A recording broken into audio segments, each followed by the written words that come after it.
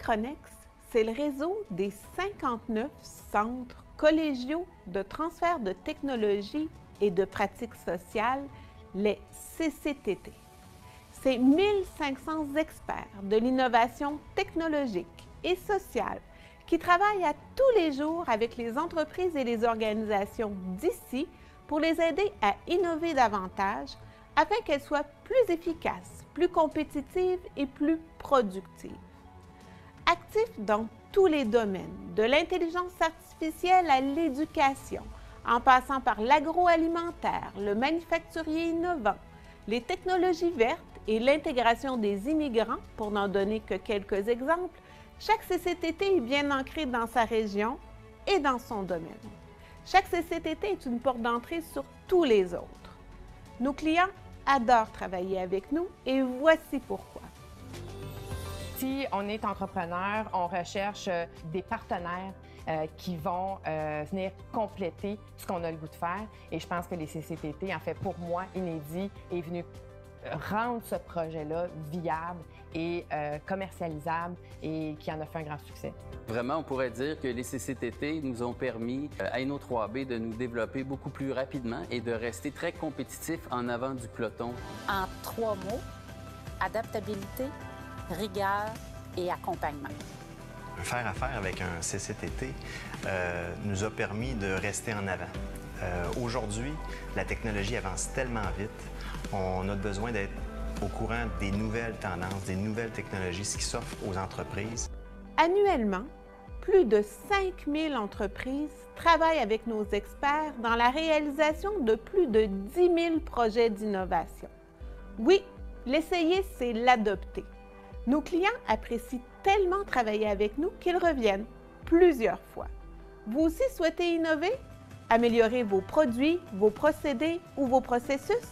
C'est simple, faites le www.synchronex.ca.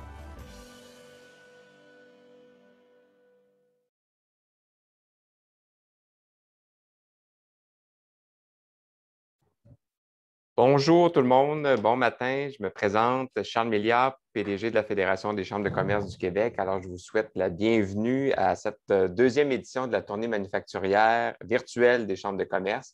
Alors, ça nous fait grand plaisir d'être avec vous aujourd'hui. C'est une initiative donc, de la Fédération qu'on fait en collaboration avec donc, notre réseau de chambres. Et cette tournée-là nous amène donc dans 10 villes virtuellement, donc différentes un peu partout au Québec.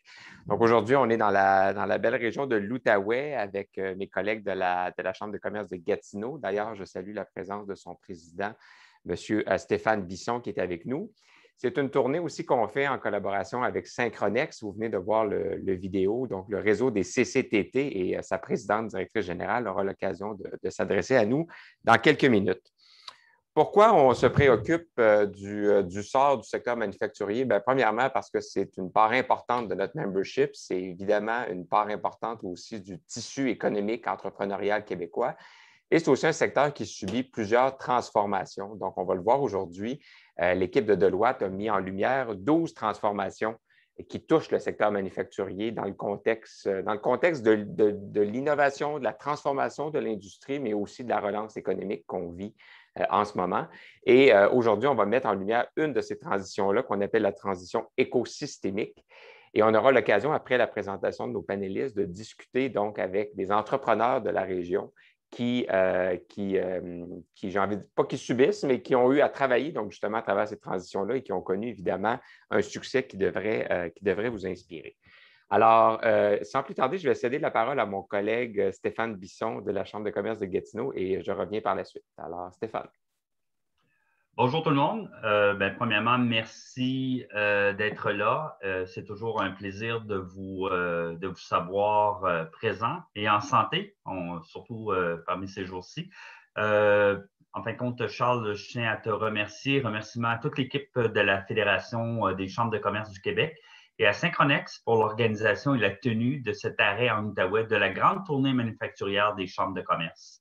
J'aimerais également passer mes salutations à M. Charles Milliard, PDG de la Fédération des chambres de commerce, Marie Gagné, présidente directrice générale de Synchronex, Mme Lynne Dubois, vice-présidente au CRIC et à Investissement Québec, M. Louis J. Duhamel et Antoine Andy Julien, nos conférenciers. Marc Lauzon, récipiendaire de notre gala Excellar, entreprise manufacturière chez nous. Marc, merci beaucoup pour ton entrepreneurship et ta vision. Marc prendra part au panel. Merci d'avoir accepté notre invitation. Je tiens également à saluer nos partenaires ID Gatineau, notre organisation sœur Export Outaouais, de leur appui à l'événement aujourd'hui. Quand la Fédération nous a approchés il y a quelque temps pour tenir cet événement, nous étions déjà au premier balbutiement de monter un événement s'adressant aux entreprises manufacturières et à ce secteur important en Outaouais. Tout comme dans notre membership, la dernière année n'a pas été facile pour personne, mais c'est un secteur plutôt dans l'ombre qui est souvent mis de l'avant dans de telles opportunités. Ce qui sera abordé aujourd'hui, c'est un outil supplémentaire précieux pour épauler les entreprises du secteur manufacturier. Prenez des notes, ouvrez grandes vos oreilles. En terminant, je réitère que notre priorité à la Chambre de commerce de Gatineau est d'aider les entrepreneurs et les entreprises sur notre territoire pour la relance socio-économique et que nous serons là aujourd'hui et dans l'ère post-COVID, qui, on l'espère, arrivera plus tôt que tard. N'hésitez pas à faire appel à nous. On ne vous laissera pas tomber, peu importe votre secteur d'activité. On est là pour vous supporter. Laissez-moi maintenant vous présenter Mme Marie Gagné, présidente directrice générale de Synchronex. Depuis plus de 20 ans, Mme Gagné agit comme gestionnaire d'entreprise et d'organisations engagées en innovation. Ayant participé au démarrage d'une entreprise issue de résultats de recherche universitaires et intervenant depuis plusieurs années avec le réseau des 59 centres collégiaux de transfert de technologie et de pratiques sociales novatrices, les CCTT, elle comprend et maîtrise finement les enjeux liés à l'innovation pour les entreprises et les organisations québécoises.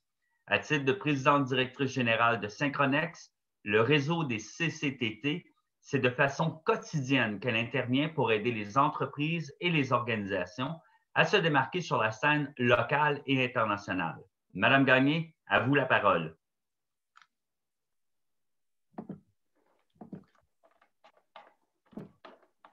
Merci beaucoup, M. Bisson, Charles, chers entrepreneurs. C'est un grand plaisir pour moi d'être dans la région de l'Outaouais ce matin et de me joindre à la grande tournée de la Fédération des chambres de commerce. Dans le contexte actuel du confinement, se déplacer, ne serait-ce que virtuellement, est vraiment apprécié. Ma visite ici ce matin est importante. La pandémie actuelle vient chambouler les modèles d'affaires établis et vous oblige à réagir rapidement pour maintenir votre positionnement stratégique ou pour saisir de nouvelles opportunités d'affaires.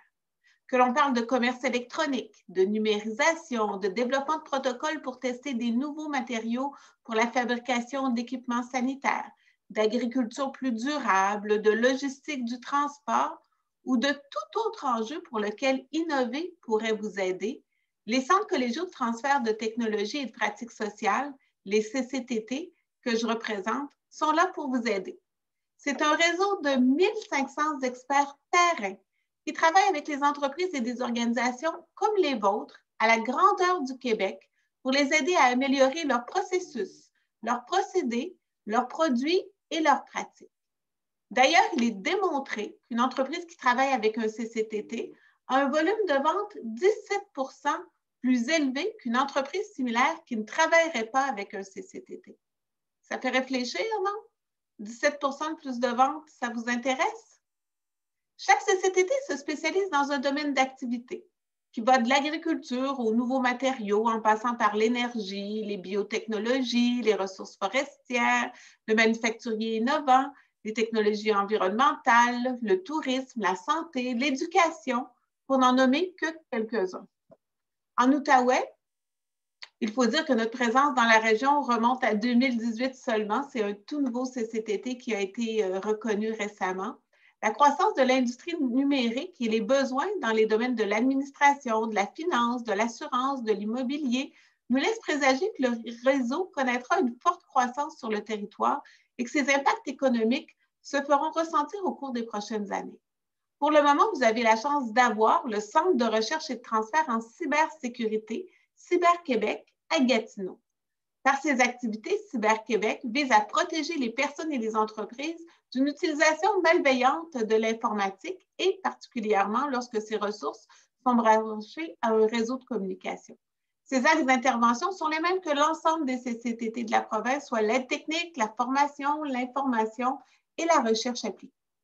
Et même si l'expertise et l'équipe de votre CCTT sont exceptionnelles, vous pouvez aussi faire appel à n'importe quel autre CCTT du réseau pour répondre à vos besoins. Les CCTT sont des collaborateurs que vous devez privilégier si vous souhaitez rendre votre organisation ou votre entreprise plus innovante, plus compétitive, plus efficiente. Les CCTT sont un secret trop bien gardé et nous croyons sincèrement que vous devez collaborer avec eux, qui plus est en ces temps particulièrement difficiles. C'est pour cette raison que nous sommes joints à la Fédération des chambres de commerce dans cette tournée pour les faire mieux connaître aux entrepreneurs des 4 coins du Québec. De plus, en fonction des projets et des risques associés, certains programmes de financement avantageux pour vous pourraient s'appliquer. Les CCTT seront en mesure de vous informer à ce sujet au besoin. Annuellement, les CCTT travaillent avec 5 000 entreprises dans la réalisation de 10 000 projets d'innovation. Nos clients sont extrêmement satisfaits de nos services et reviennent plusieurs fois dans une même année et année après année, car comme vous le savez, demeurer compétitif est une bataille de tous les instants. Donc, si vous souhaitez saisir de nouvelles opportunités d'affaires ou si vous avez besoin d'aide, si augmenter vos ventes de 17 % vous intéresse, n'hésitez plus, faites le www.synchronex.ca et vous trouverez des experts pour vous aider à devenir plus compétitif. Charles, je te cède la parole. Alors, merci beaucoup, Marie. Merci pour votre partenariat aussi. Alors, sans plus tarder, je vais céder la parole à nos deux grands maîtres à penser du manufacturier, alors nos 2 collègues de Deloitte, Louis Duhamel et Antoine Audy-Julien, avec qui c'est un plaisir de collaborer. Je pense que votre réputation n'est plus à faire dans le secteur. Alors, messieurs, je vous cède le micro. Merci beaucoup, Charles. Alors, bonjour à toutes et à tous. Alors, heureux de présenter aujourd'hui, dans le cadre du 6e événement, comme ça passe vite, de la grande tournée manufacturière virtuelle des chambres de commerce. Donc, d'abord, quelques mots de remerciement à la FCCQ et son PDG, Charles Milliard, à Synchronex et sa PDG, Marie Gagné, ainsi qu'à la Chambre de commerce de Gatineau et son président, Stéphane Bisson. Merci de nous recevoir chaleureusement et d'avoir réuni la communauté d'affaires locale pour nous ce matin. Le ministre des Finances nous annonçait lors du budget que la reprise économique serait vigoureuse.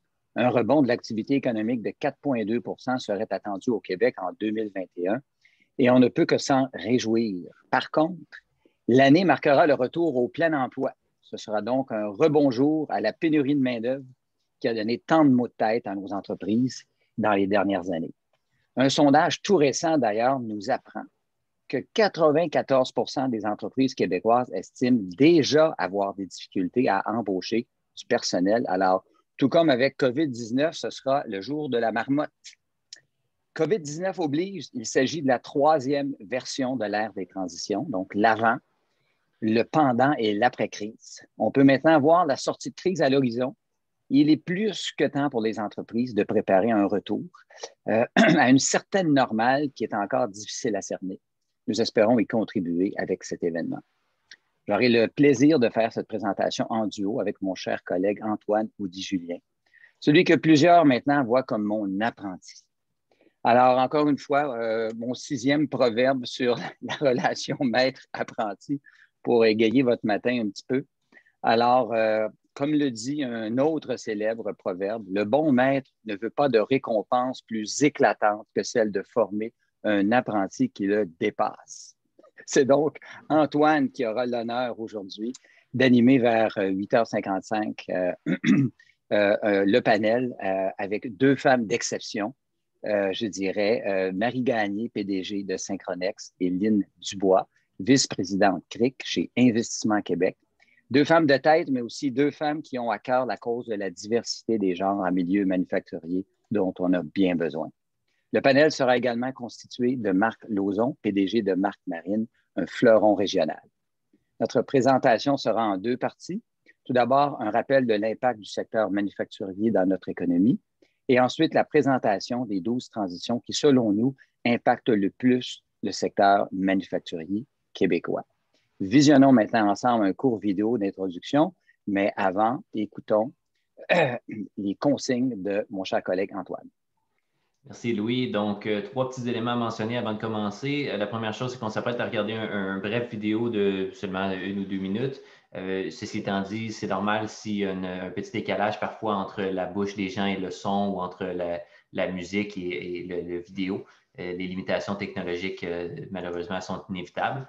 Dans un deuxième temps, on va prendre des questions en cours de route. Donc, on a la chance d'avoir, comme le disait Louis, deux excellentes panélistes ainsi que Marc Lauzon, président fondateur depuis 36 ans de Marc Marine. Donc, on aura la chance de les recevoir. Ceci étant dit, les questions, autant pour Louis et moi-même pour la conférence que pour nos panélistes, n'hésitez pas à les mettre en temps réel. À la toute fin, s'il y a des questions qui ont été émises, on va pouvoir les adresser tout juste avant la fin de l'événement. Donc, n'hésitez pas à les faire en temps réel. Question de ne pas les oublier.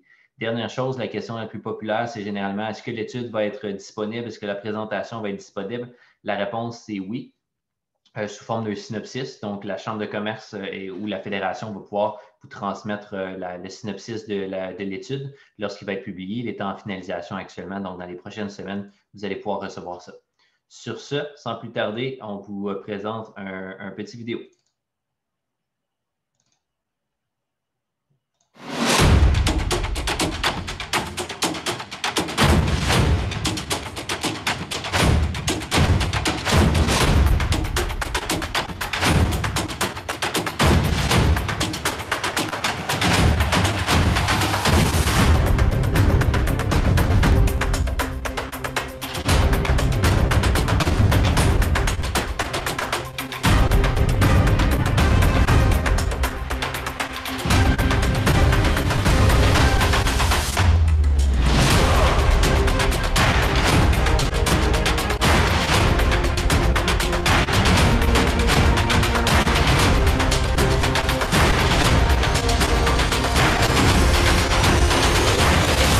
Face à une époque où la seule constance est la fréquence et la vitesse des changements, où produits, compétences et procédés sont appelés à sans cesse évoluer, où l'agilité est plus que jamais gage de pérennité, c'est à toutes les organisations que le défi est lancé.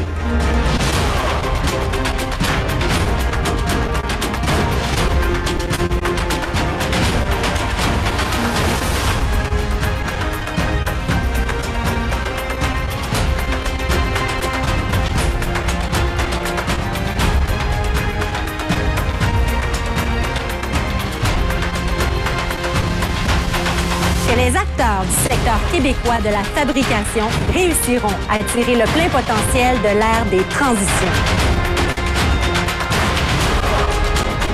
Au nom de Desjardins et de ses membres à travers toutes les régions du Québec, je vous souhaite une excellente présentation.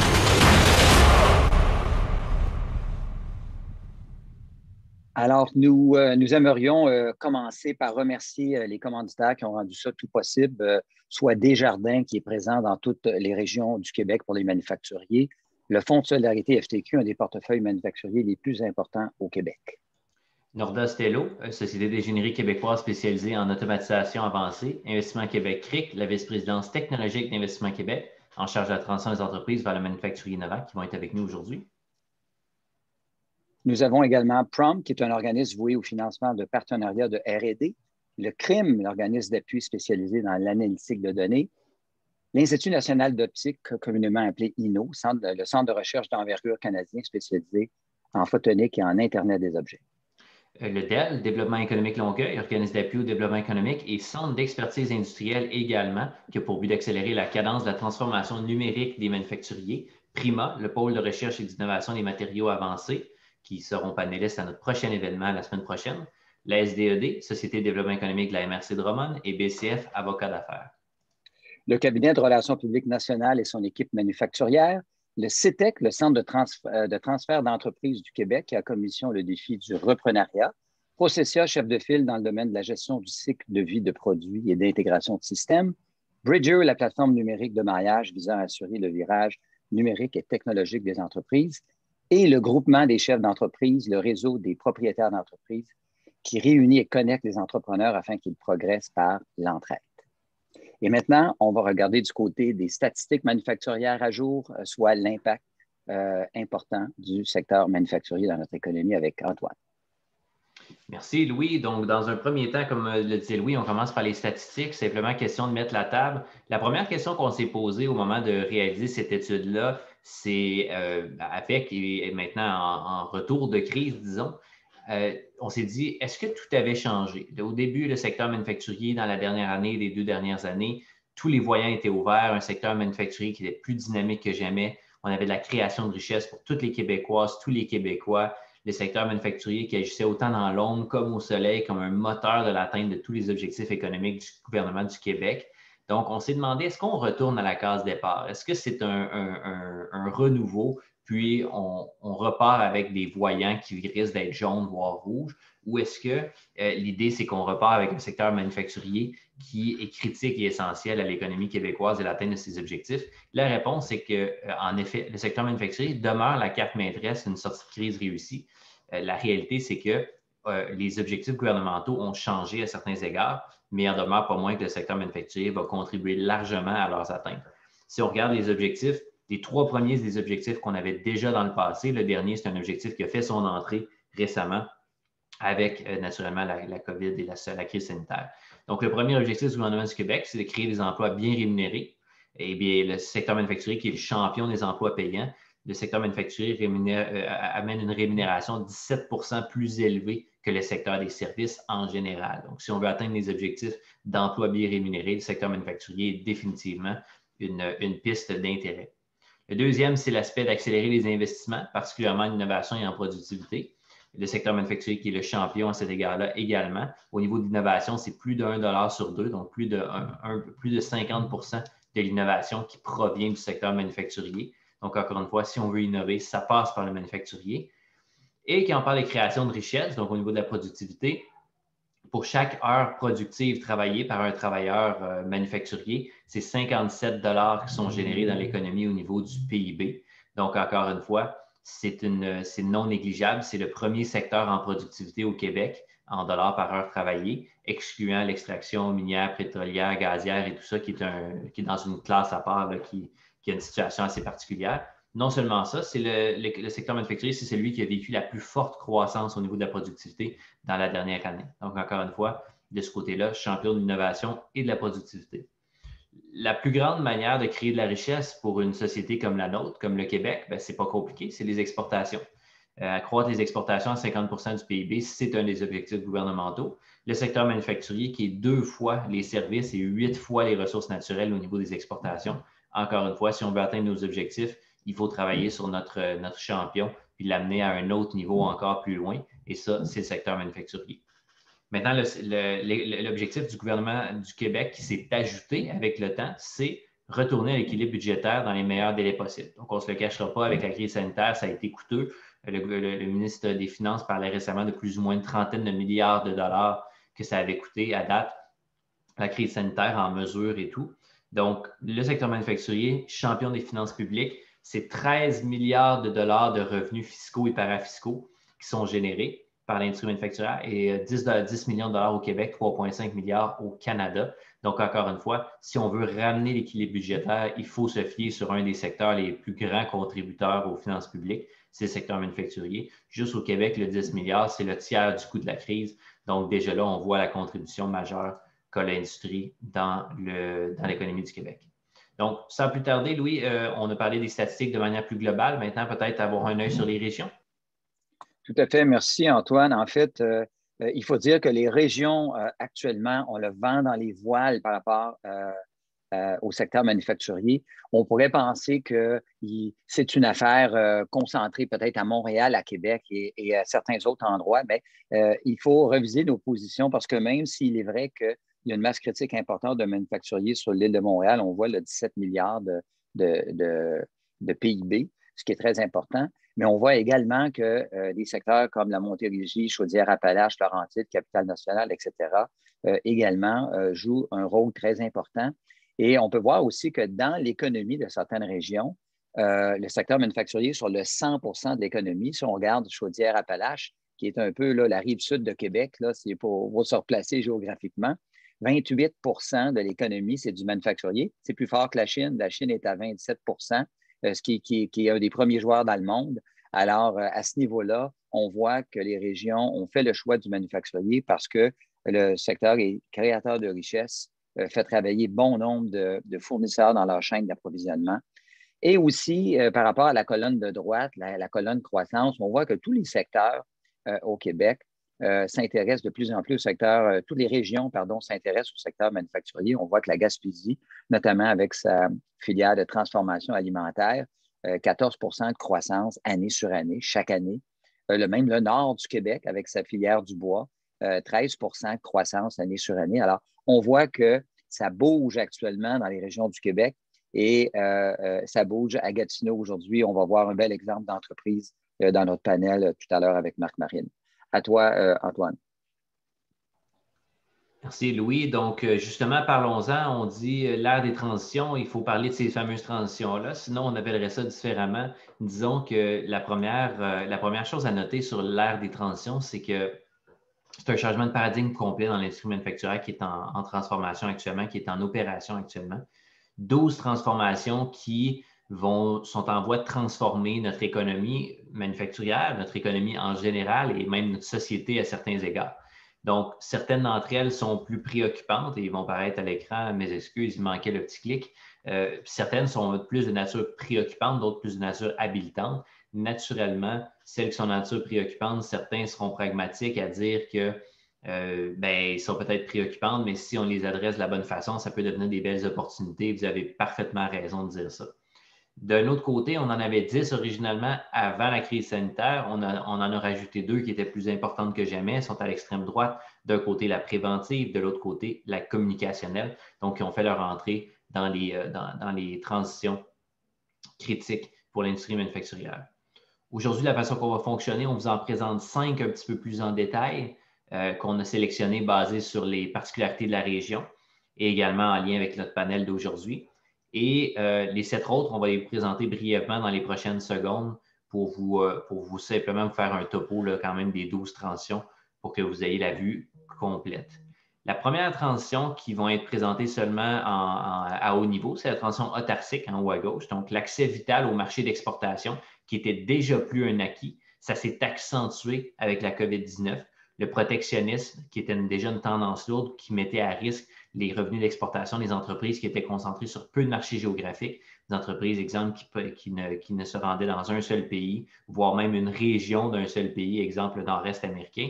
Donc, en étant peu diversifiés, et en assistant à un repli sur soi des États, faisant en sorte de mettre à risque les entreprises qui étaient dans cette situation-là.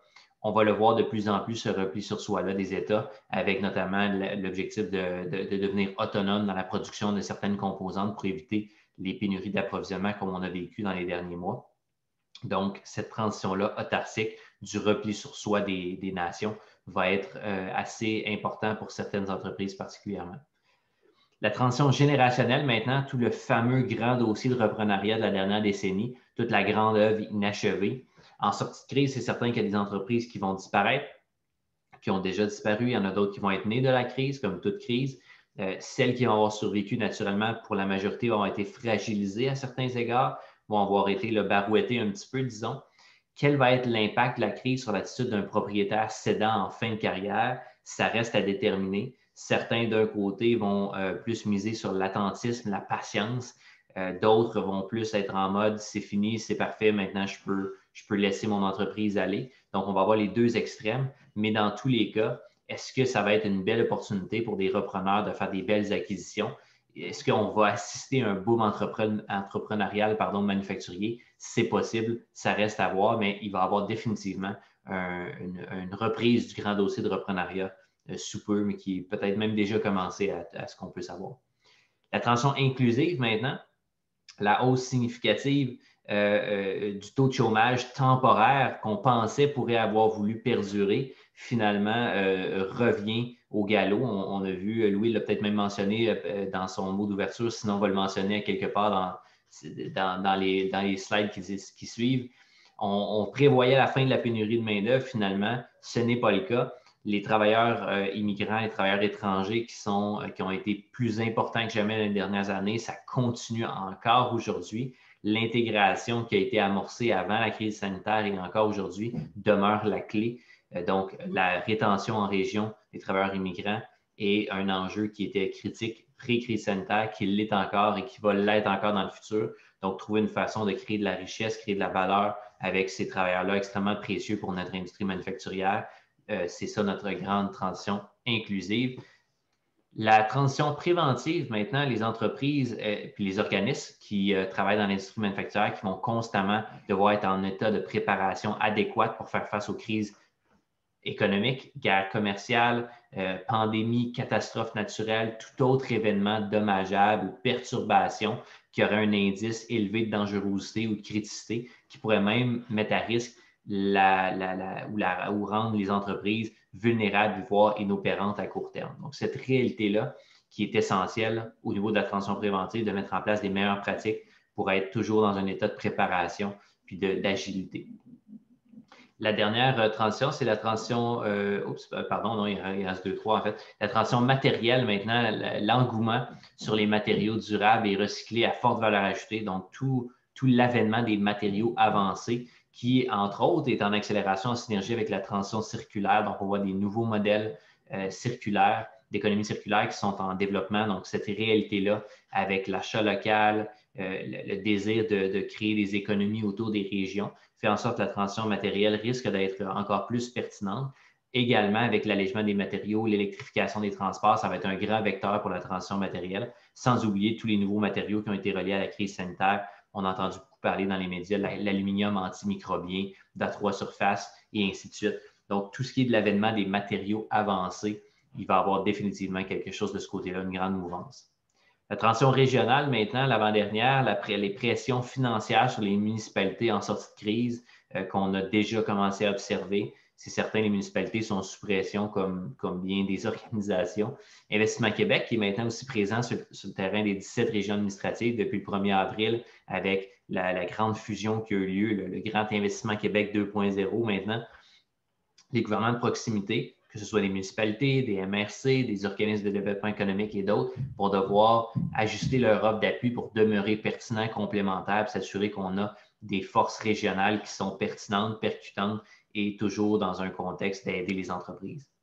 Et la dernière transition, maintenant, la transition communicationnelle, avant de rentrer le plus deep dive dans les grandes transitions d'intérêt, des entreprises qui sont surtout dans un contexte B2B, c'est un petit peu moins vrai peut-être en business to consumer, qui sont souvent peu portées vers l'augmentation de leur notoriété, la promotion de leur image de marque. Donc, on a des entreprises manufacturières au Québec qui sont, disons, très, très humbles, une grande humilité de nos entreprises, mais qui peut en devenir un défi. À l'ère des partenariats stratégiques, les entreprises vont devoir nouer des alliances, garder des bonnes relations avec les acteurs clés de leur écosystème. Puis les communications également, autant à l'interne qu'à l'externe, vont être la clé d'une sortie de crise réussie. On le sait, on a frappé les murs pour certaines entreprises. On a réalisé que nos communications n'étaient peut-être pas à point. La transparence et l'empathie dans les communications, autant à l'interne qu'à l'externe, vont être essentielles pour réussir à continuer à maintenir la confiance qui nous a été donnée par nos clients comme par nos employés. Mais sans plus tarder, commençons un petit deep dive dans 5 transitions plus pertinentes pour la région d'aujourd'hui, c'est-à-dire Gatineau. Et la première, c'est la transition technologique avec mon collègue Louis. Ben oui, Antoine, en fait, la transition technologique ou numérique, comme on l'appelle, ma foi, c'est comme la mère de toutes les transitions. C'est celle qui retient beaucoup d'attention. Avant 2019, il y avait beaucoup d'attentisme. Les entreprises n'étaient pas sûres d'y aller. Les entreprises étudiaient la chose. On voyait que les sondages n'étaient pas très favorables à l'investissement. Et il y avait toutes sortes de freins. On voyait, à juste titre, une certaine complexité aux nouvelles technologies. La méconnaissance des partenaires qui peut m'aider avec ça.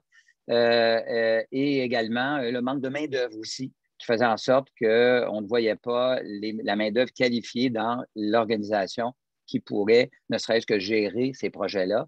Donc, toutes sortes de freins. Reste que l'année 2019 a été une année, ma foi, très inattendue, qui, franchement, a été extraordinaire avec près d'1 milliard d'investissements privés des entreprises manufacturières durant l'année. Et donc, on a eu une espèce d'effet d'action-réaction. Ces investissements-là ont fait exploser le taux de productivité du secteur manufacturier au Québec qui est monté à 57 par heure travaillée, comme Antoine le disait tout à l'heure. Et ça, c'est ce qu'on appelle la productivité du capital. C'est sûr que quand on met des technologies, des équipements à l'appui, la productivité par heure travaillée augmente rapidement. Donc, encore une fois, année 2019, très profitable. Mais là, qu'est-ce qui est arrivé? Une certaine chose qui s'appelle COVID-19, si vous voyez ce que je veux dire. Et là, c'est certain que les entreprises étaient en guerre, ma foi, étaient au front, sur plusieurs fronts en même temps, pour passer à travers cette crise-là. Et certain que pour certaines entreprises, on a un petit peu mis sur le rond en arrière les investissements privés. Pour d'autres, ils ont continué comme si de rien n'était. Donc, tout ça nous amène à être extrêmement optimistes sur la continuité des choses. Et justement, pour 4 raisons. Et la première, c'est cet aspect de continuité. Les entreprises manufacturières ont pu constater à quel point le numérique a sauvé l'économie des services, littéralement, en allant directement aux clients, aux consommateurs, avec des applications numériques et ajoutant le numérique dans nos opérations également. C'est quand même pour rien, 78% des Québécois ont fait au moins un achat en ligne durant la période COVID. Vous savez qu'on était dans les 10-20% avant, alors ça a explosé. Et aussi, les ventes sur des plateformes de commerce électronique, d'entreprise à entreprise également. Ce n'est pas juste une affaire de consommateurs. Donc, tout ça, je pense, a fait grandement réfléchir les propriétaires d'entreprises manufacturières. Et comme le dit si bien le grand sorcier Gandalf du Seigneur des Anneaux, les choses en mouvement ne peuvent être arrêtées. Trêve de plaisanterie. La deuxième raison, donc, les entreprises doivent absolument compenser pour l'achat régional, l'achat local, qui leur coûte un peu plus cher, mais qui a dérisqué leur chaîne d'approvisionnement, qui ont connu des ruptures pendant la COVID-19 et qui ont amené les entreprises manufacturières dans des situations très difficiles. Donc, cette bonne pratique d'affaires qui arrive à point de raccourcir les chaînes d'approvisionnement augmente les coûts, donc il faut compenser par quelque chose. Et c'est clair qu'avoir des gains de productivité est la réponse. Et là, ça passe par l'automatisation avancée, ça passe par la transition numérique. Troisièmement, la main-d'œuvre. On a vu que ce qui est devant nous n'est pas très encourageant pour la main-d'œuvre. Oui, on avait pris un air d'aller avec l'acquisition de main-d'œuvre issue de l'immigration. Reste que ce ne sera probablement pas suffisant. Et je pense que les investissements en technologie sont pleinement justifiés, ne serait-ce que pour cette raison. Et le financement gouvernemental qui est là, qui est disponible. On l'a vu avec le dernier budget, 4 milliards en appui à la transition numérique de l'économie du Québec. Et là, la fameuse offensive numérique a été lancée par le ministre de l'Économie il y a quelques semaines avec des mesures d'appui importantes, des prêts pardonnables, puis toutes sortes de mesures qui sont là.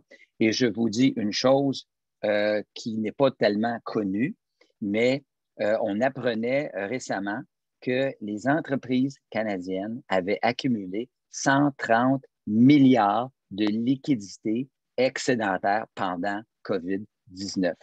Alors, même les entreprises actuellement ne ressortent pas de COVID-19 si amochées qu'on ne l'aurait pensé, et notamment grâce aux mesures d'appui financier gouvernemental généreuses dont elles ont été l'objet et qui a fait en sorte qu'elles ont pu, ma foi, dans certains cas même, améliorer leur situation financière. Maintenant, qu'est-ce qu'on fait avec ça au niveau des entreprises? C'est certain que feuille de route, s'informer, il n'y a pas d'excuse pour ne pas être informé, il y a une abondance d'informations, une abondance de partenaires, on va le voir tout à l'heure. Faire un diagnostic de sa maturité numérique est un incontournable. Et aussi, monter un dossier d'affaires qui n'est pas facile.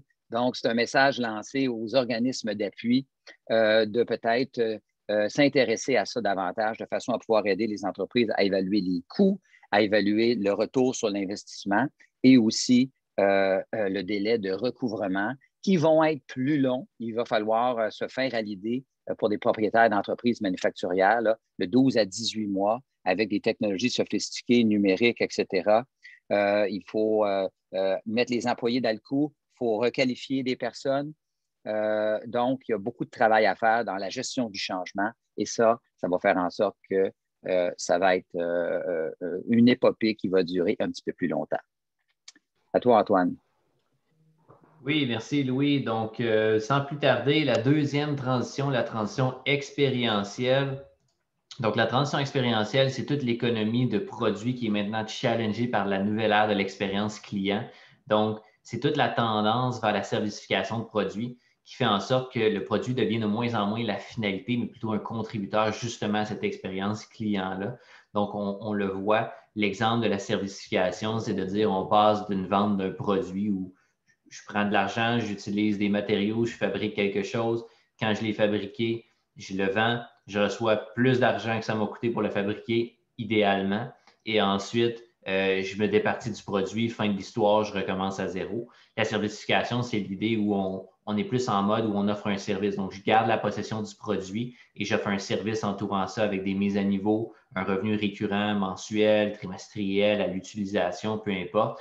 Et j'exploite ce produit-là avec des mises à jour, des remplacements périodiques et ainsi de suite pour générer plus de richesse, mais également transférer autant le coût que le risque donc, du client vers moi, ce qui est une bonne chose pour créer de la richesse justement puis être dans une perspective de distinction.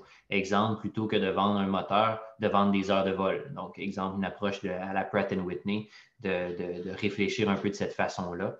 Donc, il y a cette réalité-là, c'est de la servicification qui amène une nouvelle expérience client où on ne fait pas seulement qu'acheter un produit, fin de l'histoire, on achète l'expérience qui vient avec, on achète un service, on achète tout ce qui vient autour du produit, puis le produit finalement ne devient qu'un des contributeurs, pas le seul.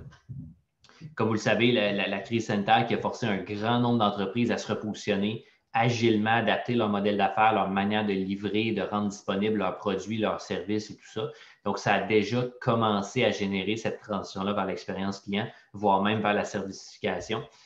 Puis tout ça, vous l'avez compris, ça a été rendu disponible par la transition technologique, entre autres. Donc, cette réalité-là risque de se poursuivre, risque de se maintenir.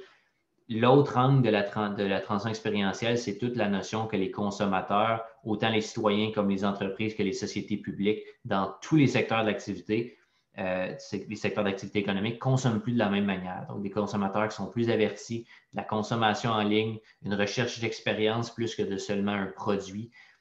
Ça se voit autant dans le secteur manufacturier que dans tous les autres secteurs comme le détail, voire même la restauration, l'hôtellerie et ainsi de suite. Donc, la sortie de crise ne fera qu'accélérer cette réalité-là de transition expérientielle.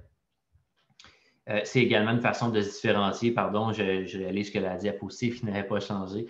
C'est également une façon pour les entreprises de se différencier et de se positionner de manière stratégique, unique dans une économie ou dans un marché qui est extrêmement concurrentiel, particulièrement avec les perturbations qu'on a vécues récemment.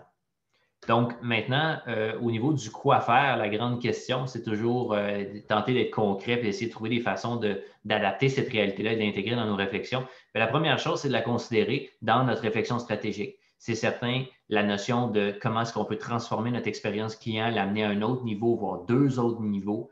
La notion de servicification, est-ce que ça s'applique à nous? Comment est-ce qu'on peut être créatif puis bâtir un modèle d'affaires autour de cette notion-là de servicification pour rendre notre produit finalement un simple contributeur plutôt que la finalité. Donc, cette réalité-là doit être considérée naturellement dans les plus hautes instances, dans les réflexions les plus fondamentales, c'est-à-dire la réflexion stratégique, lorsqu'elle devient pertinente pour vous. Pour rendre ça pertinent, il faut prendre conscience des besoins qui sont constamment en évolution, même de plus en plus rapide des consommateurs, puis tenter d'y répondre de manière créative, de manière unique. Donc, retomber aux fondamentaux puis de se dire, d'accord, j'ai toujours produit un produit X pour répondre à mon client, pour aider mon client. Mais fondamentalement, c'est quoi ses besoins puis comment peut-être de manière créative, de manière particulière, je peux réaliser le même objectif, voire meilleur, mais avec un nouveau modèle, une nouvelle approche, plutôt que de simplement continuer comme ça a toujours été fait, plutôt que de garder en tête le if it ain't broken, don't fix it, plutôt que d'y aller de cette approche-là, d'y aller d'une approche de comment est-ce qu'on peut changer la donne. Troisième chose, c'est d'identifier les opportunités justement de créer de la valeur en lien avec ces besoins évolutifs-là. Puis quand on les a trouvés, de définir notre nouveau modèle d'affaires sur comment est-ce que ça va être intégré, parce que ça peut être des transformations qui sont fondamentales. Quand je conserve le produit puis je vais bâtir des services autour de mon produit, c'est certain que ça change, les compétences sont requises, ça change les besoins en main-d'œuvre, ça change le modèle de revenu et ainsi de suite. Donc, il y a des grands changements de ce côté-là, naturellement. La transition qui suit, c'est la transition circulaire. Donc, la transition circulaire, c'est toute la grande réponse économique au changement climatique qui va venir de ce modèle-là. Donc, ça permet pour les entreprises un positionnement qui est différencié, qui est de plus en plus recherché par les différentes clientèles, autant les clientèles d'affaires que les clientèles plus de côté consommateur. Donc, on a un monde dans lequel les rebuts de l'un peuvent devenir la matière première de l'autre. Donc, cette réalité-là est de plus en plus pertinente. Le linéaire, l'économie linéaire qui est l'opposé de ça, c'est pas compliqué. On prend des matériaux, on fabrique avec ces matériaux-là, on utilise le produit, puis ensuite on en dispose. Puis après ça, on revient au début de la chaîne avec des nouveaux matériaux, puis on prend des nouveaux matériaux, puis on continue. Le circulaire, c'est pas compliqué, c'est qu'on réduit au maximum l'étape disposée, puis on passe tout de suite de utiliser à reprendre. Donc, on prend le produit, quand il a été fini d'utiliser, on s'en sert pour ramener au début, puis ça devient notre matière première pour continuer à produire. Donc, il y a différents modèles qui sont alignés avec ça, mais c'est le modèle qui allie deux questions qui sont complètement, généralement, à l'opposé. C'est quand on y pense, l'économie et les changements climatiques, c'est souvent on veut l'un ou on veut l'autre. C'est rare qu'on veut les deux ou qu'on est capable de faire les deux. Le modèle circulaire, c'est celui qui permet ces deux-là et c'est inévitable et hautement stratégique. Ce n'est pas juste environnemental et c'est là où c'est intéressant. Pour une économie comme le Québec, ça favorise l'innovation, ça génère de l'innovation, ça accroît et contribue à notre PIB, ça favorise l'économie locale et également, ça assure le développement durable. C'est non négligeable, naturellement. Pour les entreprises, c'est une source de différenciation stratégique. Vous allez le comprendre avec Loop en exemple dans quelques secondes. Ça permet une croissance de l'entreprise. Ça peut permettre un modèle d'affaires unique et hautement compétitif. Et si c'est bien fait, ça peut même permettre une certaine rentabilité pour l'organisation. Disons qu'il y a des façons de le faire où ça peut être plus difficile sur la rentabilité, mais si on est capable de bâtir un bon modèle d'affaires, ça peut être hautement rentable si le modèle de revenu est intéressant. Le principal facteur d'adoption de ce modèle-là, naturellement, c'est toute la tendance marquée vers l'achat local et l'achat régional, puis l'objectif d'utiliser de manière efficiente nos ressources pour éviter des pénuries d'approvisionnement, donc assurer un approvisionnement certain dans des périodes comme celles qu'on a vécues où il y avait des ruptures de stock pour des produits qui étaient difficiles à obtenir. Donc, comment est-ce qu'on peut utiliser nos matériaux disponibles de façon innovante dans notre processus, nos procédés manufacturiers? Naturellement, l'économie circulaire, on l'a dit, il y a quand même une logique de développement durable. Donc, est-ce que la sensibilité à un monde plus vert qui était présente dans la population avant la crise sanitaire, qui a un peu été reléguée au deuxième rang, disons, elle devrait revenir au galop sous peu, on l'espère. Est-ce que les réflexes de frugalité pour les consommateurs, les travailleurs qui ont dû diminuer leur consommation, leur déplacement, vont avoir fait son chemin? D'un autre côté, est-ce qu'on est prêt à payer plus cher pour des produits locaux? Est-ce qu'on accepte de changer nos habitudes? Ça reste à voir. Dans tous les cas, l'exemplarité des gouvernements va être un point critique pour atteindre cet objectif-là. Il faut ouvrir les marchés aux entreprises circulaires. Il faut leur permettre de contribuer à l'économie. Dans le passé, on avait une volonté politique déclarée de faire ça, mais les habitudes d'achat des principaux donneurs d'ordre qui n'avaient pas suivi. Donc, cette prime à l'adoption-là du modèle circulaire va devoir se propager pour qu'on ait un modèle circulaire qui fonctionne dans l'économie.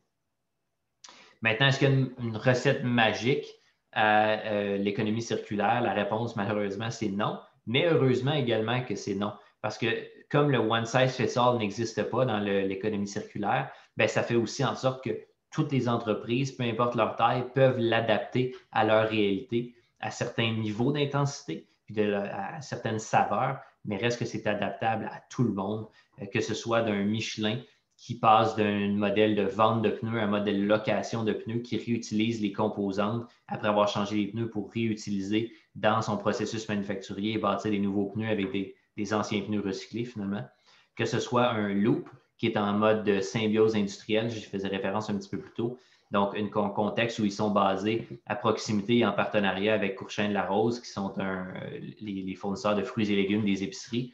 Donc, ils ont réussi à faire en sorte que les mal-aimés des fruits et légumes qui ne peuvent pas être vendus en épicerie sont envoyés dans l'usine de production de jus et de bière, qui permettent à Loop de se différencier, de se positionner stratégiquement dans deux marchés, donc les jus autant que les bières, deux marchés extrêmement concurrentiels et qui réussissent à trouver leur saveur dans cette réalité-là, saveur sans faire de mauvais jeu de mots. Donc, cette réalité-là, encore une fois, cette symbiose-là industrielle permet une différenciation assez importante, ou encore un Soleno, par exemple, qui est dans un contexte où ils utilisent les plastiques épais, qu'on voit l'exemple des bouteilles de la Vide, des choses comme ça, des plastiques plus épais qui sont dans un contexte de recyclage. Eux, ils peuvent les utiliser pour faire des tuyaux en PEHD, c'est-à-dire des tuyaux qui vont, exemple, d'égouts pluviaux, des choses comme ça, sous les routes et autres. Donc, cette réalité-là, encore une fois, on utilise les rebuts de l'un pour devenir la matière première de l'autre. Donc, qu'est-ce qu'on peut faire avec ça? Bien, un petit peu à la même saveur que la transition expérientielle, il faut y penser aux plus hautes instances, à la plus fondamentale, il faut y penser dans nos réflexions stratégiques. Si on n'inclut pas ça dans notre réflexion stratégique, c'est sûr que ça va être plus difficile d'y penser parce que de l'intégrer, parce que ça a un impact sur toute l'organisation, ça a un impact sur notre modèle d'affaires en entier. Donc, il faut évaluer si le modèle circulaire peut être pertinent pour nous, comment il peut s'appliquer dans notre modèle d'affaires. On a chacun un modèle d'affaires unique dans les entreprises. Donc, comment est-ce qu'on peut l'intégrer? Quels partenaires, quels fournisseurs et partenaires locaux peuvent contribuer? Quel modèle est bon pour nous? C'est-tu un modèle de symbiose? C'est un modèle de recyclage? C'est un modèle de réutiliser nos propres matériaux, d'utiliser les matériaux de quelqu'un d'autre, d'avoir un bon partenaire, et ainsi de suite. Donc, il faut comprendre quel modèle circulaire peut s'appliquer à nous. Il y a des gens qui peuvent contribuer à cette réflexion-là. L'étape numéro 3, c'est de faire un plan d'affaires autour du nouveau modèle parce qu'encore une fois, c'est un changement qui est fondamental pour une organisation de passer dans ce modèle-là.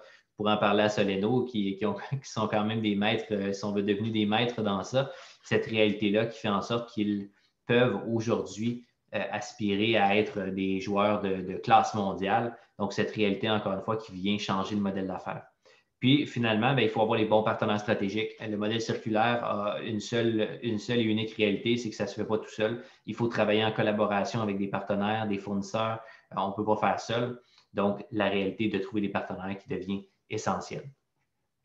Maintenant, la transition financière, rapidement, étant donné que le temps file, mine de rien, mais c'est toute la transition et la transformation des paradigmes financiers qui va de pair avec toutes les autres transitions.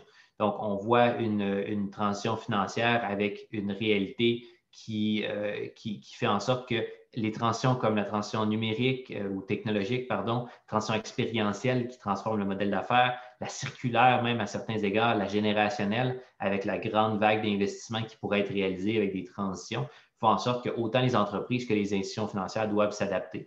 Quand on parle de la transition expérientielle, par exemple, quand on passe dans un modèle de servicification, c'est un changement complet de notre modèle de revenu. Donc, le CAPEX qui reste au sein du manufacturier plutôt que d'être transféré au client, quand on vend, exemple, des équipements, des choses comme ça. Donc, ça change la donne pour le mieux, autant pour le client que pour l'entreprise, mais reste que c'est une transformation du modèle financier. Donc, il faut que ça soit considéré. D'un côté, pour les entreprises, c'est un changement au niveau de la fonction finance également. Donc, de dire qu'on a une fonction finance qui est beaucoup plus stratégique, une fonction finance qui est en données réelles, qui travaille avec l'intégralité de l'organisation. Donc, ce n'est pas une fonction finance qui est reculée dans son coin et qui est une obligation. C'est une fonction finance qui est hautement stratégique. C'est une fonction qui travaille de pair avec les opérations pour avoir des données réelles le plus rapidement possible, donc justement en temps réel, et qui peut ajouter de la valeur avec des prises de décision éclairées. Donc, c'est une transformation de ce côté-là. Maintenant, quoi faire? D'un côté, au niveau des institutions financières, c'est un grand changement. Il faut adapter les produits financiers. Il faut changer nos façons de faire. Quand on parle d'investir dans le numérique, dans le digital, dans le 4.0, ce n'est pas les mêmes produits qui sont requis que si on investit dans des équipements d'automatisation traditionnels. Il faut accroître la personnalisation de nos services. Encore une fois, on parle de transition expérientielle. On cherche une expérience client. C'est la même chose au niveau des consommateurs qui travaillent ou des entreprises qui travaillent avec les institutions financières. Donc, la personnalisation des services est un prérequis. La modernisation de la gestion du risque. Donc, on a une gestion du risque qui est complètement différente dans un monde où on vit des perturbations comme aujourd'hui. Donc, la gestion du risque doit être revue par les institutions financières pour être mieux maîtrisée dans un monde qui a changé. Il faut s'adapter aux nouveaux modèles d'affaires uniques, les modèles circulaires, des modèles avec la transition expérientielle, des modèles d'affaires qui ne sont pas des modèles d'affaires traditionnels. Donc, les institutions financières doivent s'adapter pour ne pas ralentir le progrès d'entreprises qui seraient hautement rentables avec un grand potentiel, mais que, étant donné leur modèle d'affaires, ça devient un petit peu particulier de les financer. Il faut supporter l'élaboration des business cases. Donc, quand on fait des investissements majeurs en technologie ou en d'autres sources là, en lien avec les transitions, il y a des business cases qui doivent être bâtis. Les institutions financières doivent supporter les entreprises dans cette réalité-là, puis avoir les capacités de soutenir des vagues d'investissement. Donc, on a besoin d'investissement pour les prochains mois, prochaines années. Il faut que les institutions financières aient les capacités de supporter cette réalité-là et ne ralentissent pas le développement de notre industrie. De l'autre côté, pour les entreprises, il faut comprendre les perturbations qu'on vit actuellement puis quel impact financier elles vont avoir et celles qui pourraient survenir dans le futur. Il faut développer des nouvelles stratégies financières adaptées à nos transitions. Donc, de prendre exemple des nouvelles stratégies d'approvisionnement. On sait qu'avec la transition antarctique, il va y avoir un certain protectionnisme. On va devoir s'approvisionner un petit peu différemment. Donc, cette réalité-là doit être considérée par les fonctions finances. Il faut, de notre côté également, au niveau des entreprises, autant que les institutions financières, avoir une gestion du risque 2.0, puis revoir nos prévisions financières. Et finalement, il faut avoir les bonnes compétences. Quand on parle de développer une fonction finance beaucoup plus stratégique, ça vient avec des compétences renouvelées. Donc, sans plus tarder, je cède la parole à Louis pour la transition écosystémique brièvement pour qu'ensuite on puisse tomber justement dans le panel sur le sujet. Oui, alors la transition écosystémique, moi je dis souvent que c'est l'arme secrète de l'économie du Québec, puisque quand on rencontre des entreprises étrangères, ça vous est peut-être déjà arrivé ici qui viennent ici au Québec, souvent, moi elles me disent, coudonc, vous avez bien du monde qui aide vos entreprises, on n'a pas ça chez nous. Vous avez 2 réseaux internationaux pour aider les exportateurs, réseau fédéral, le réseau québécois, tous ces organismes de tout acabit qui sont là.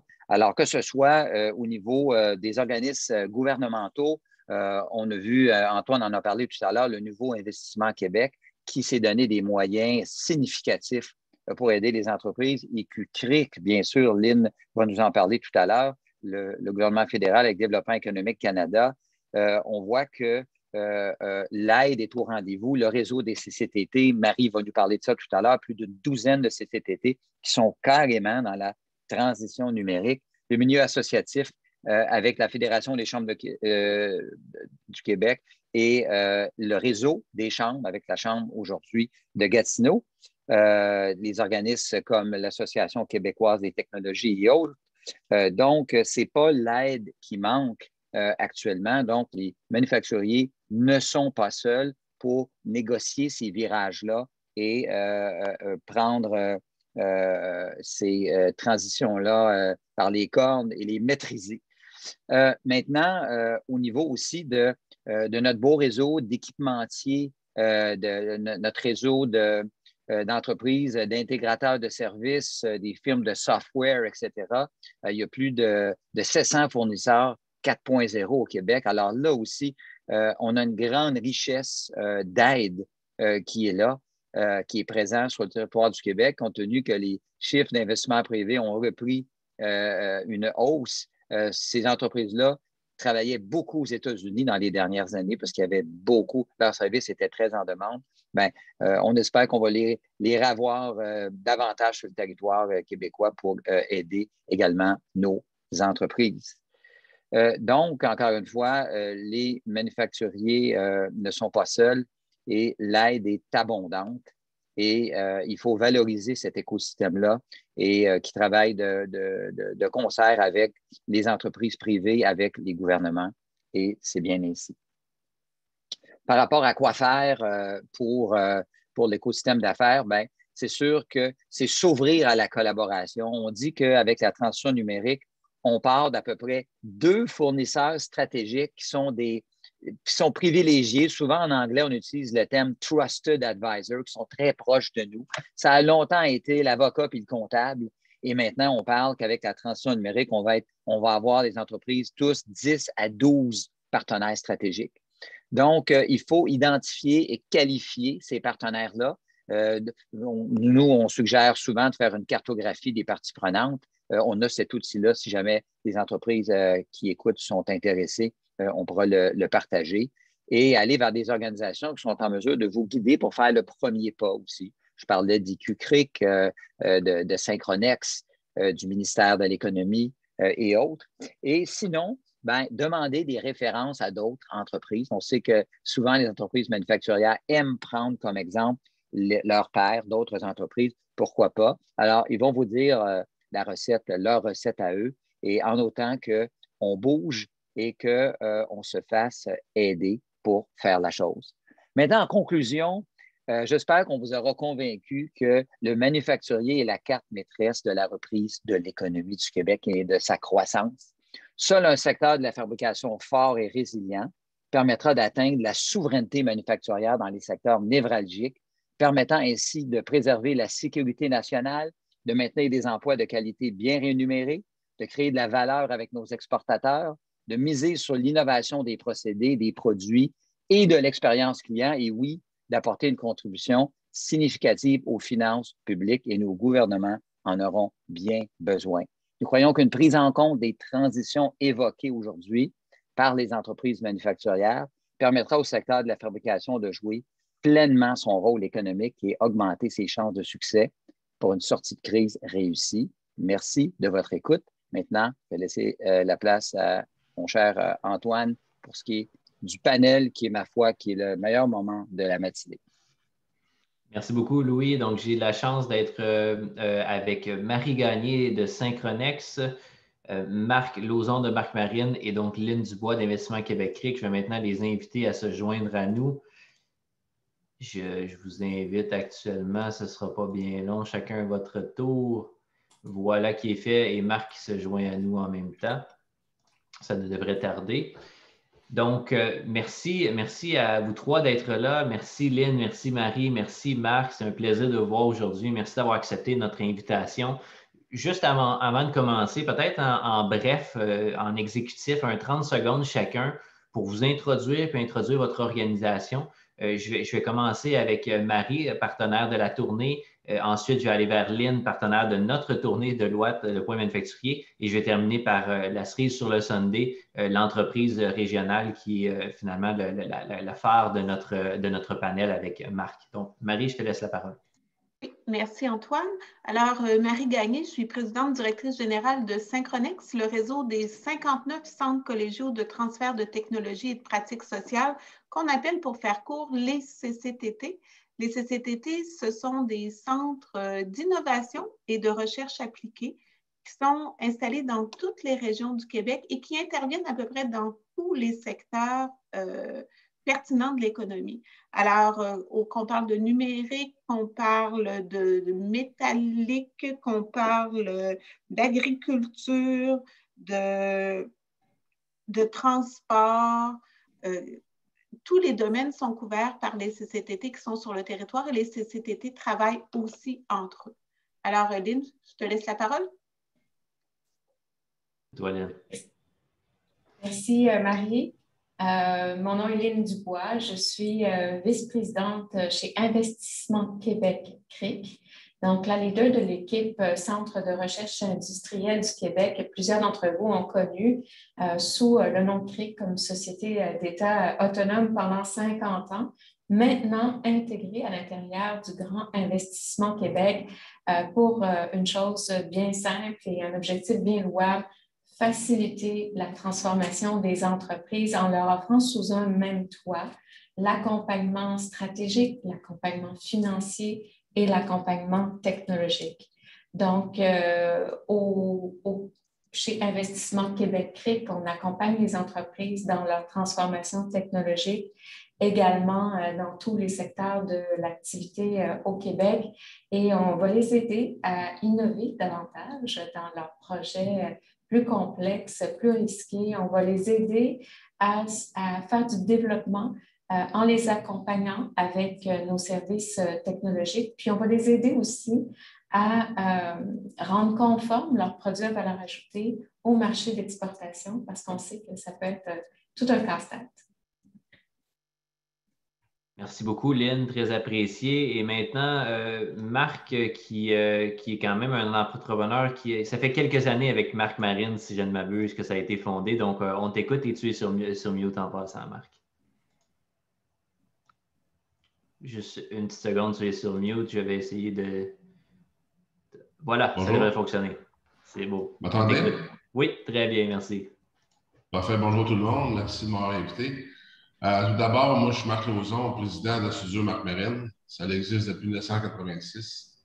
Je suis dans le domaine de l'acier. J'exploite l'acier dans les métaux ouvrés. Métaux ouvrés veut dire les escaliers, les rampes et les structures d'acier. Je suis diversifié. On fait même de l'aluminium. On travaille avec le stainless. On est vraiment une des shops les plus diversifiées du Québec. Puis depuis 35 ans qu'on exploite ça. Puis mes 2 enfants, présentement, sont avec moi. Qui est Patrick, qui est surintendant de chantier il s'occupe tous des gars de route. J'ai comme 25 gars sur la route. Puis Martin, mon fils, il est ingénieur, s'occupe de la conception des dessins, puis on est à l'interne avec lui. Tantôt, je vais expliquer en plus long terme le déroulement de ma compagnie. Merci. Merci beaucoup, Marc, très apprécié. Donc, commençons juste avant de revenir vers Marc pour nous parler un petit peu plus de son parcours et de la réalité des entrepreneurs. Commençons peut-être par Marie et Lynn. Autant Synchronex qu'Investissement Québec, vous avez naturellement vos mandats d'opération, mais vous avez aussi un mandat de collaborer avec l'écosystème manufacturier, l'écosystème d'innovation industrielle et de connecter ensemble des entreprises avec des produits et services qui sont cruciaux pour leurs opérations à eux et pour leur prospérité. Donc, vous avez cette réalité-là. Vous avez cette maîtrise de l'écosystème d'affaires au Québec. Comment vous le qualifiez, l'écosystème d'affaires québécois, justement, manufacturier et d'innovation industrielle? Et c'est quoi les principales difficultés qui sont rencontrées par les entreprises face à ce fameux écosystème-là pour en profiter pleinement?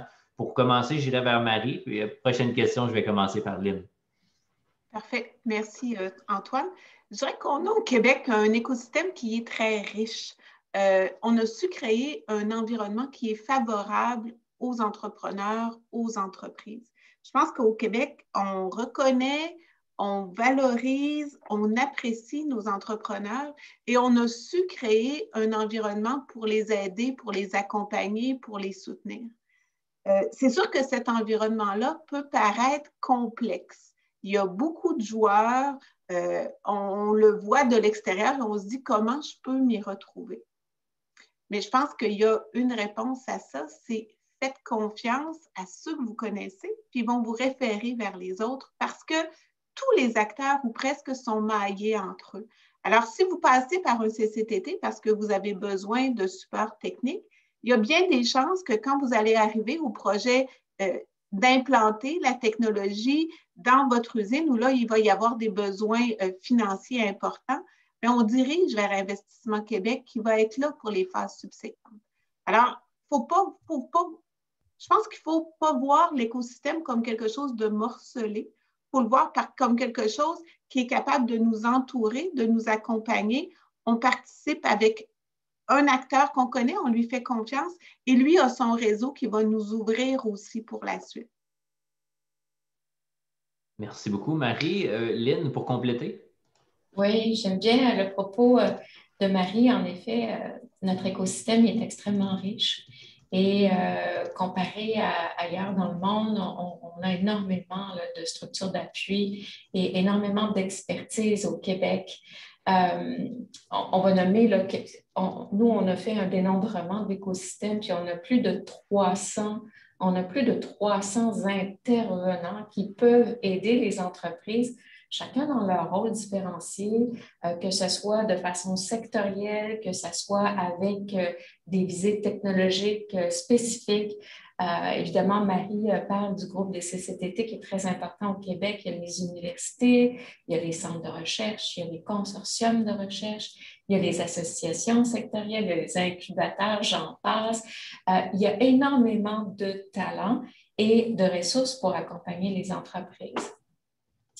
C'est un bon conseil que donne Marie parce que entre différents partenaires de l'écosystème, on est plusieurs à bien comprendre le fonctionnement de l'écosystème puis à bien travailler ensemble, à collaborer ensemble. Donc, c'est un bon conseil. Nous, ce qu'on a fait chez Investissement Québec, c'est justement, en partant de ce constat-là que ce n'est pas toujours facile de s'y retrouver, on a voulu simplifier le parcours pour l'entreprise.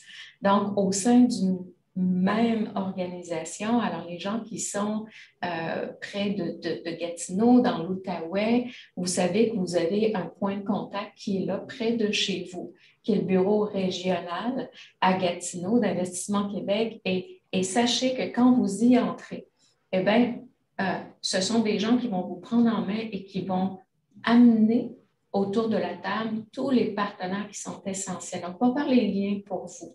Ça facilite la transition des entreprises énormément. On amène autour de la table les conseils en stratégie d'entreprise, les conseils en financement et les produits de financement. On amène le conseil technologique et aussi le conseil pour ouvrir les marchés d'exportation. Donc, pour nous, c'est vraiment ça, simplifier les démarches des entreprises, puis peut-être et ouvrir les bonnes portes pour les entreprises, puis peut-être pour ajouter quelques mots au propos de Marie, eh bien, sachez que nous, chez Investissement Québec CRIC, on travaille main dans la main avec les CCTT et notre but est toujours d'apporter la solution aux clients, la meilleure solution avec les meilleurs experts au meilleur coût puis dans les meilleurs délais. Alors souvent, on fait beaucoup de choses chez Investissement Québec CRIC, mais on ne fait pas tout. Et souvent, on va aller chercher des partenaires dans l'écosystème, on va aller chercher des CCTT, on va aller chercher des universités, puis on va les amener dans la réalisation de projets. Je pense que ça, c'est utile pour les entreprises. Elles l'apprécient énormément. Donc, j'entends dans ça un écosystème très riche, mais qui est parfois difficile à naviguer. Mais dans tous les cas, il y a des pathways, il y a des chemins entre chacun des partenaires, il y a des collaborations entre les partenaires. Faites confiance à vos partenaires déjà établis, puis eux vont vous amener vers d'autres endroits. Puis il faut d'un autre côté simplifier les démarches, simplifier le processus pour le maximum de valeur pour les entreprises. Merci beaucoup à toutes les deux. Maintenant, on avait hâte de vous entendre, Marc, sur Marc Marine, votre expérience. Vous m'avez partagé dans la discussion avant la rencontre d'aujourd'hui que vous n'auriez pas été toujours assis dans cette salle-ci, parler de la transition écosystémique. Il y a eu une époque qui a été quand même assez longue durant les débuts de Marc Marine où, disons que vous faisiez moins appel à l'écosystème. Parlez-nous un petit peu de justement, vous participez actuellement, maintenant, activement dans l'écosystème d'affaires de votre secteur, puis également vous faites appel à l'écosystème pour vos projets d'affaires. Parlez-nous de l'implication que vous avez dans votre communauté, puis comment vous faites appel à l'écosystème d'affaires pour vos projets, pour vraiment atteindre votre plein potentiel. Merci Antoine. Pour vous mettre en contexte, quand j'ai expliqué tantôt, depuis 36 ans, quand j'ai débuté, mais au début de la soudure, j'ai fait un genre de DEP en soudure. J'avais une formation professionnelle en soudure tout simplement, avec une 12e année. Je ne savais pas trop dans quelle direction m'en aller, soit travailler à l'usine ou quoi que ce soit. J'ai demandé à mon père à l'époque si je pouvais bâtir un petit garage dans sa cour pour débuter des travaux de soudure. Mon père par 30, il m'a dit bien certainement, je vais t'encourager. J'ai bâti ce petit garage-là. Quelques années après, j'étais soudeur à l'usine à Gatineau, à l'usine de papier. Comme on appelait ça la CIP à l'époque. J'étais à soudeur là. Puis à cette usine-là, il y avait un gars qui avait une petite business qui s'appelait Atlas Marine, qui réparait des hélices de bateaux. Moi, vu que j'avais une bonne main, j'étais un bon soudeur de métier, il me veut aller, il me dit, Marc, il dit probablement, il dit que ce serait bon pour acheter ma petite business d'hélices de bateau, toi, parce que tu es bon soudeur, puis moi, je suis allé faire ça, puis j'aimerais ça faire ça, puis c'est un petit garage pour faire ça. Fait que j'ai acheté Atlas Marine, d'où vient le nom Soudure Marc Marine. Parce que mon nom est Marc Lauzon et non pas Marc Marine. Mais c'est mon nom de commerce, Marc Marine. Le monde, il appelle ici, il demande pour Marc Marine. C'est une joke à l'interne. Je réponds quand même au téléphone au nom de Marc Marine. Mais par contre, de fil en aiguille, j'ai tout le temps grandi tranquillement. Mon chiffre d'affaires a augmenté. J'ai engagé un deuxième employé avec moi parce que je ne finissais pas. Mon père a pris sa retraite de l'usine lui aussi, fait qu'il m'a donné un coup de main. Puis après ça, la ville de Gatineau, vu que je travaillais dans ma maison privée, on cognait à la porte en disant que Marc, il faut que tu déménages ta shop, tu es trop achalandé, puis tu travailles trop tard. Fait que j'ai loué une bâtisse au boulevard Maloney à Gatineau, que j'ai exploité au maximum elle avec. Après, j'ai exploité au maximum, j'ai loué un autre emplacement sur le boulevard Saint-René, Bécancourt, que j'ai exploité là aussi au maximum. J'ai acheté une bâtisse existante. qui était assez grande à l'époque, en 2013 tout simplement. Puis après 3-4 ans d'utilisation, j'étais maximisé à 120 encore. Mais j'ai tout le temps grandi par moi-même, tout le temps couru après mon argent par moi-même. J'ai tout le temps couru après mes comptes recevables. J'ai jamais eu d'aide d'aucune sorte parce que, premièrement, je ne connaissais pas ça, puis je ne croyais pas vraiment là-dedans. Mais en bout de ligne, après avoir m'impliqué dans la société, après avoir été président d'honneur à gauche, à droite, commandité des tournois de golf, commandité des tournois de hockey, puis tout ça, m'impliquer dans la société, bien, j'ai fait affaire des gens d'affaires, puis tu apprends des choses. Puis là, à un moment donné, avec Idée Gatineau, j'ai discuté avec André de Gatineau, puis il m'a dit, Marc, il y a bien des programmes qui peuvent exister.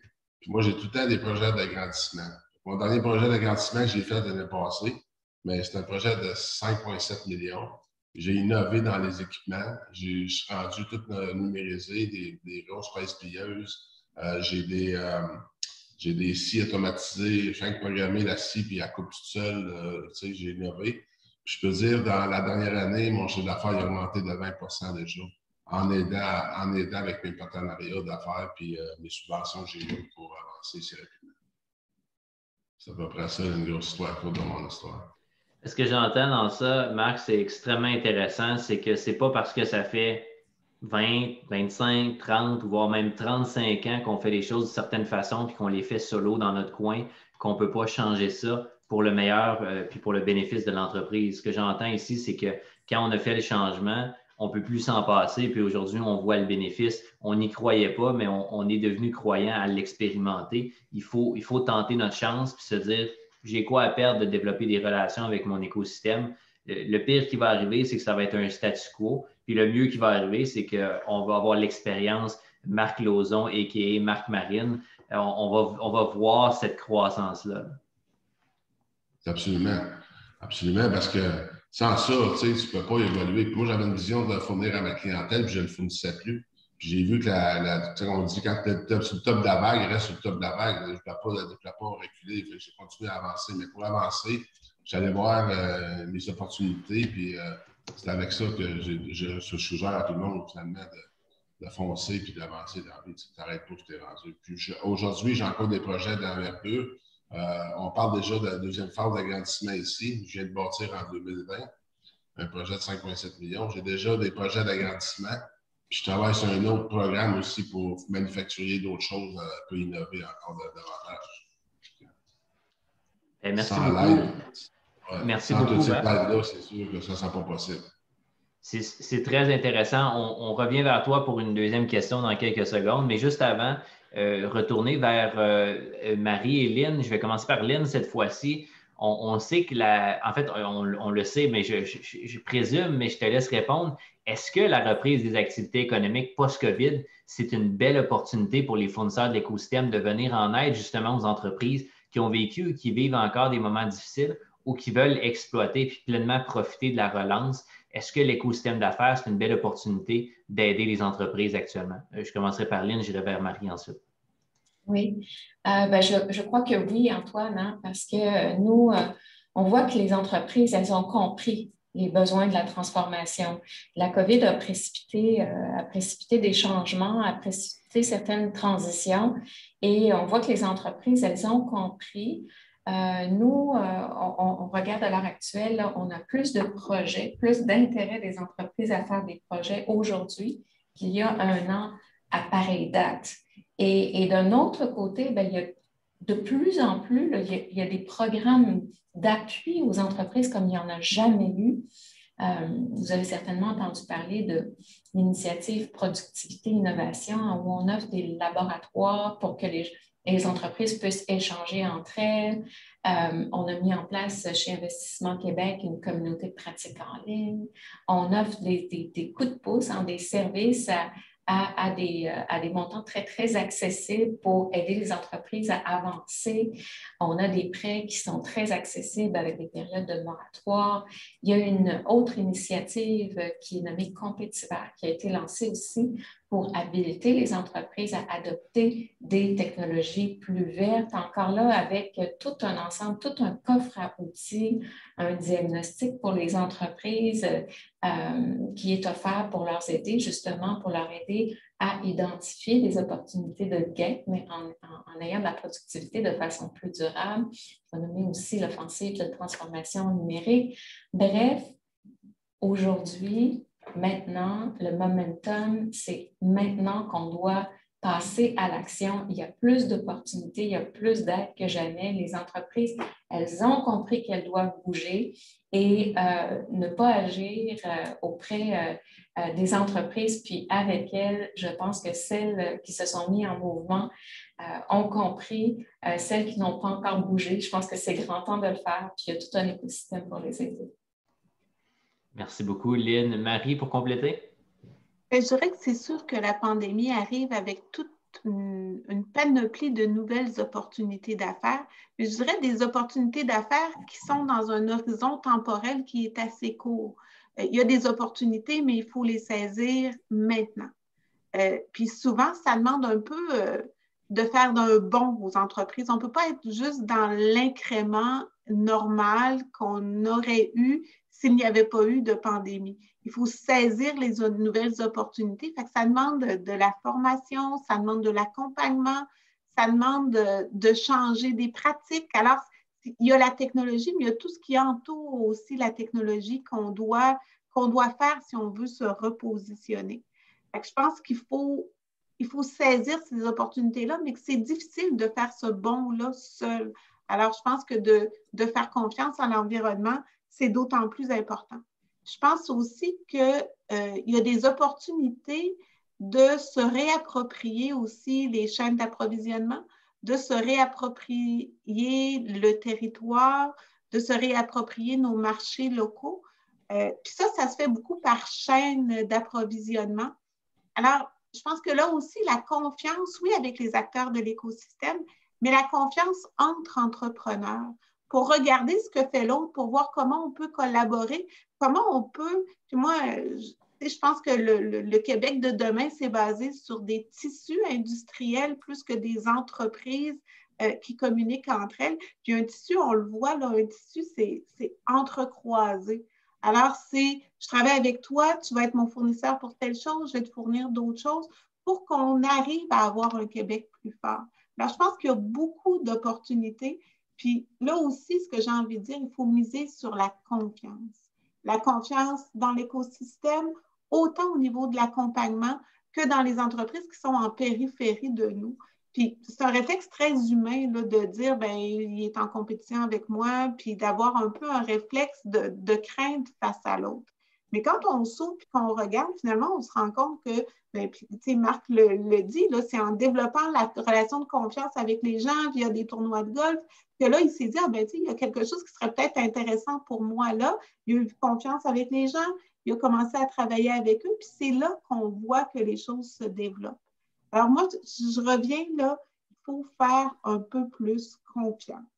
Puis je sais que c'est pour les entrepreneurs, puis tu sais, je trouvais très émouvant le témoignage de Marc, pour les entrepreneurs qui ont bâti souvent seuls, et étape par étape, bien, ils sont en contrôle total de leur organisation.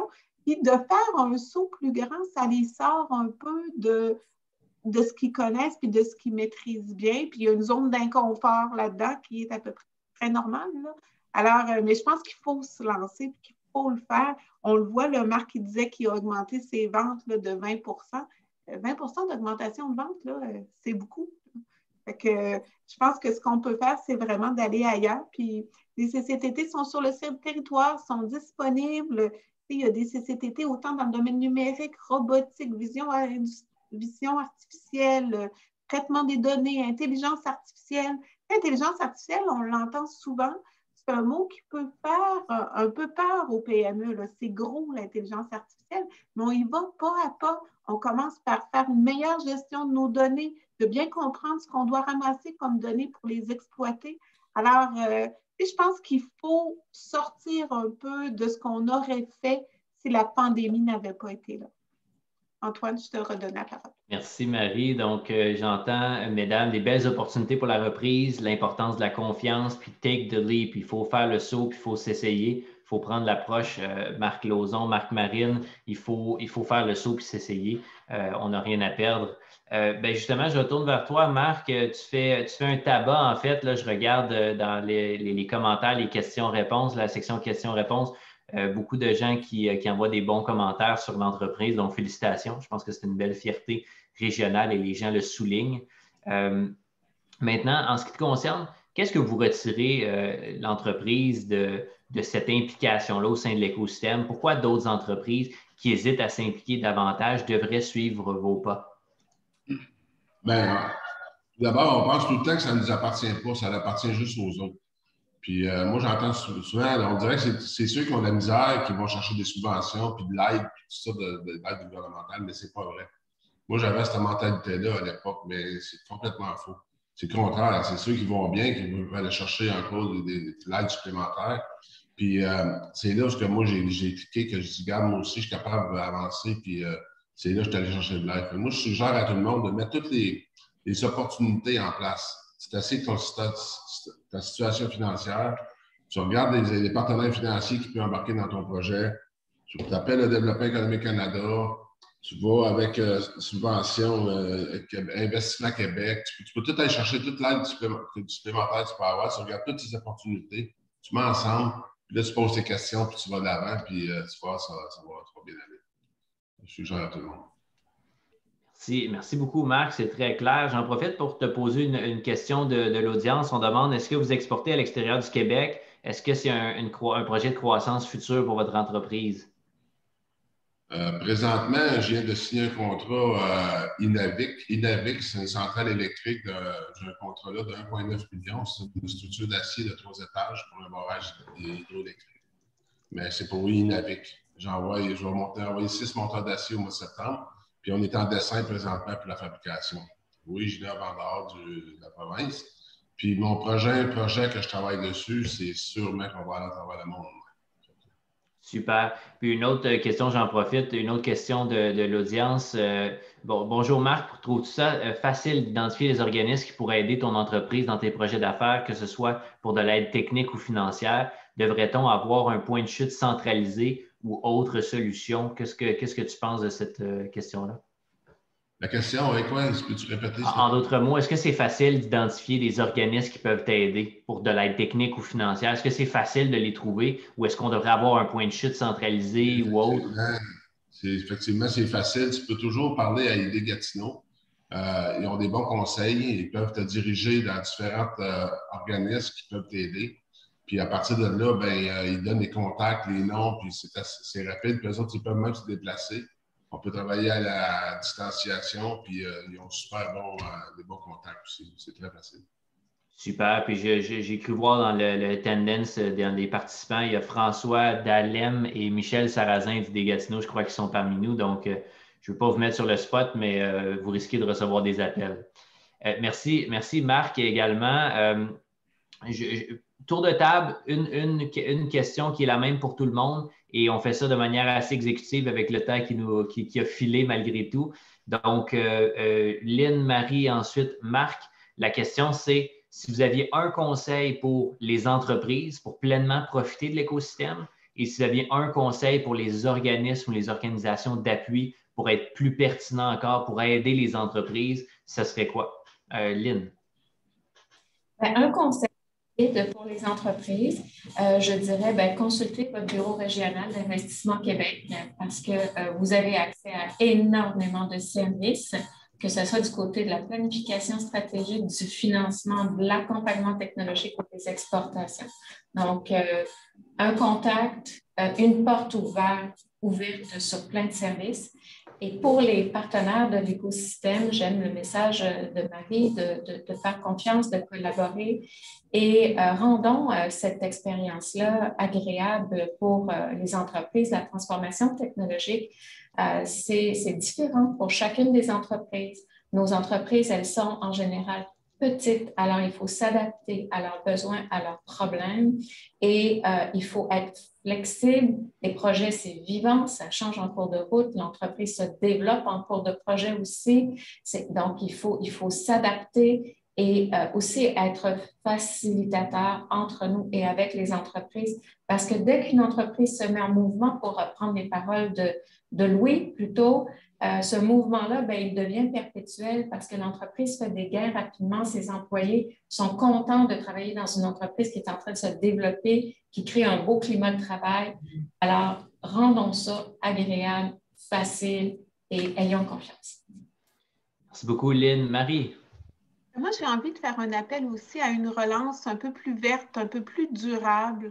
Je pense qu'on a la capacité, puis en innovant, on a la capacité de faire ce bond-là pour bâtir un Québec qui va être plus vert, on va léguer aux générations futures quelque chose d'encore plus intéressant. On voit les limites du modèle là, avec la pandémie.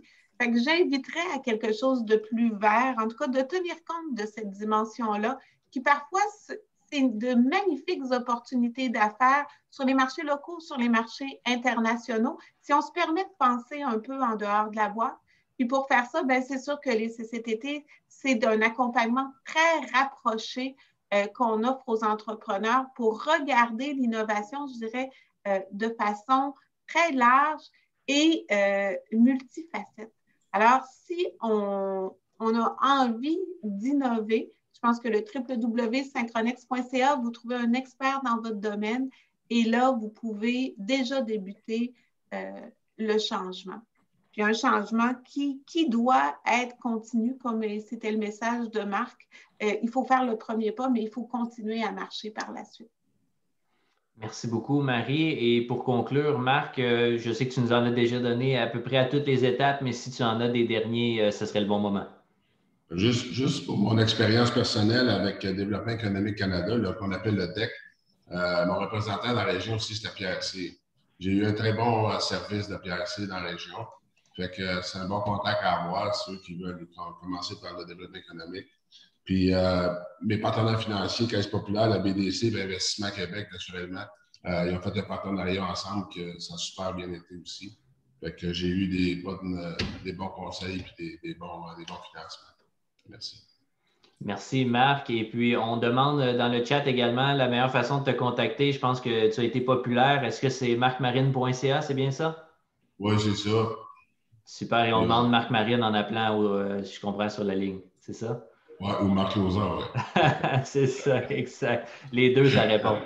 C'est super. Merci à tous. Donc, on va aller à la conclusion, mais peut-être dernière mention, c'est qu'on a quelqu'un, justement, François Dalem de ID Gatineau, qui mentionne qu'ils sont aussi très heureux de travailler avec les autres acteurs de l'écosystème et qu'on doit connaître l'offre de tous pour mieux aider les entreprises. Donc, les collaborations sont de mise et non seulement Lynn et Marie l'ont signifié. Les gens dans la salle sont d'accord avec ça, particulièrement ID Gatineau qui ont été référés par Marc. Donc, encore une fois, n'hésitez pas. Je pense que le grand message du panel d'aujourd'hui, c'est take the leap, il faut faire le saut, il faut parler à des gens. Et puis, peu importe la porte d'entrée, toutes les portes sont les bonnes, mais assurez-vous que vos personnes de confiance vous aident à vous référer aux bons endroits et vous allez voir, vous ne le regretterez pas.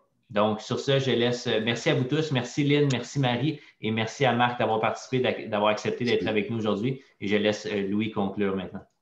Merci. Petit mot de la fin, en commençant par bonjour François Dalem, que j'ai connu dans une autre vie. Je voudrais remercier la Fédération des chambres de commerce du Québec et la Chambre de commerce de Gatineau d'avoir rendu ça possible.